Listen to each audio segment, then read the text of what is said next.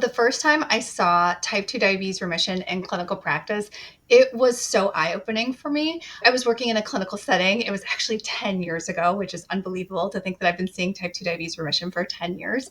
She came to us with a hemoglobin A1C, which is your average blood sugar of 7%, which is pretty much very close to target. We would really like for someone with diabetes to be under 7, and she was 7. But the amount of medication she was taking to get there was really high. She was on over 200 units of insulin and she needed an insulin pump. And so what happened was that she gained a significant amount of weight because she was really eating to feed the amount of insulin she was on over time. So we gave her insulin and it brought her blood sugars down, but then sometimes she was having low blood sugars, so she would have to eat to bring her blood sugar back up.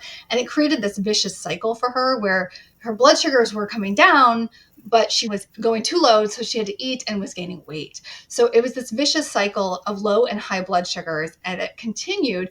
So even though on paper, maybe her average blood sugar looked okay medically, she was pretty miserable. She was having these high and low blood sugars. She gained a significant amount of weight from having to feed this insulin. She wanted to exercise, but every time she exercised, her blood sugar would go too low. Her blood sugars and diabetes were getting in the way of her being able to exercise, and she would get out of breath pretty quickly. She was the highest weight she'd ever been. So she was actually super frustrated when she came in to our office.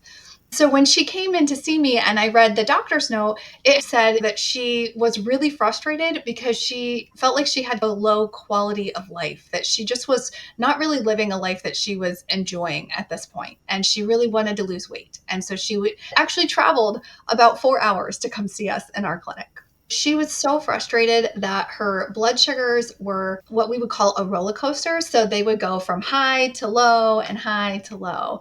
And she actually had a technology called a continuous glucose monitor that allowed her to see this. But despite having the continuous glucose monitor and an insulin pump, she was still having these wide fluctuations in blood sugars. She was frustrated with her blood sugars and she was frustrated with her weight. And when she came to see us, we had a plan that we knew that could help her with both her blood sugars and her weight to even out both of these things.